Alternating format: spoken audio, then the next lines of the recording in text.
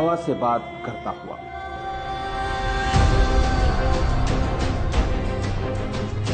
रेत के सीने को चीरता हुआ, बिजली की रफ्तार से कुछ हिंदुस्तानी सपूतों का एक छोटा सा कारनामा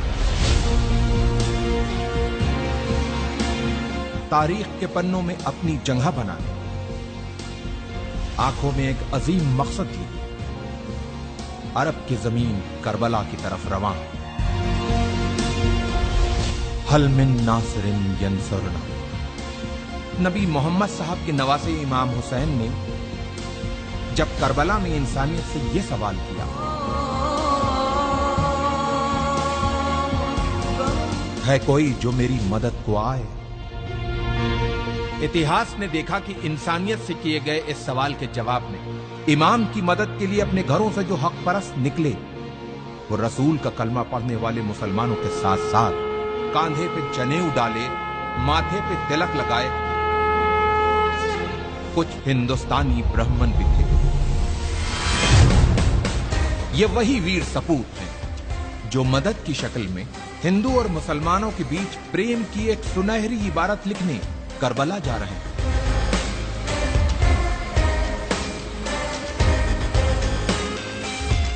जालिम बादशाह यजीद अपनी हुकूमत के नशे में चूर होके इंसानियत का चेहरा बिगाड़ देना चाहता था, लेकिन उसे यह पता था कि जब तक नबी मोहम्मद साहब के नवासे इमाम हुसैन जिंदा हैं, तब तक वो अपनी मर्जी की नहीं कर सकता। उसके इसी डर ने इमाम हुसैन को उनके परिवार के साथ करबला में घेर के उनसे अपनी हुकूमत के सामने सर झुकाने को कहा। जियो और जीने दो की जिंदा मिसाल पेश करते हुए इमाम हुसैन ने यजीद के सामने एक पेशकश रखी कि अगर तुमको मुझसे कोई खतरा हो तो मुझे रास्ता दे दो ताकि मैं हिंदुस्तान चला जाऊं।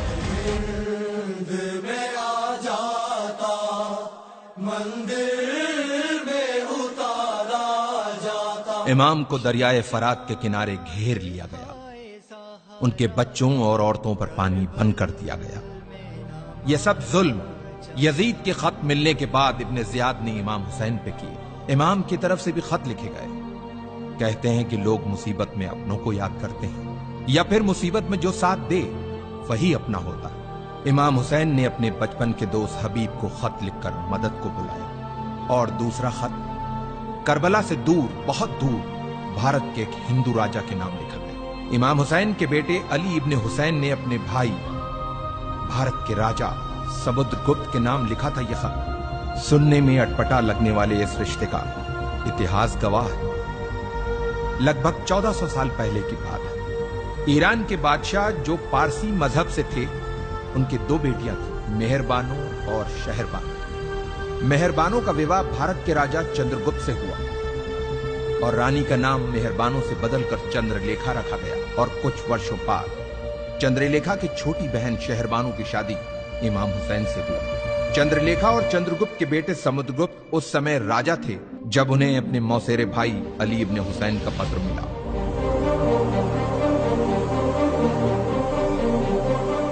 राजा समुद्रगुप्त ने जल्द ही वीर सैनिकों की एक टुकड़ी तैयार करके उसे करबला की तरफ रवाना किया।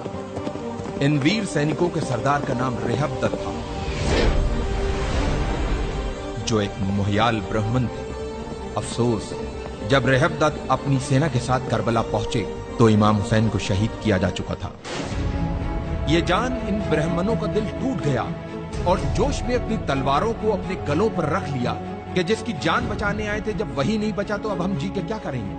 लेकिन इमाम के एक चाहने वाले अरब के वीर योद्धा जनाबे मुख्तार के मना करने पे इन वीर सैनिकों ने अपनी तलवारों को अपने गलों से हटाया और मुख्तार के साथ मिलके खूने इमाम हुसैन का बदला लेने के मकसद से दुश्मनों से एक यादगार युद्ध किया और उन्हें हिंदुस्तानी तलवार के जौहर दिखाए। इन वीर सैनिकों ने करबला में जहां पड़ाव डाला था, उस जगह को हिंदिया कहते हैं, जो जगह आज भी उसी नाम से मौजूद है। इन ब्राह्मणों में से कुछ करबला में वीर गति को प्राप्त हुए, कुछ वहीं बस गए और कुछ अपने देश भारत चले आए। इतिहास इन वीर ब्राह्मणों को हुसैनी ब्राह्मण के नाम से जानता है।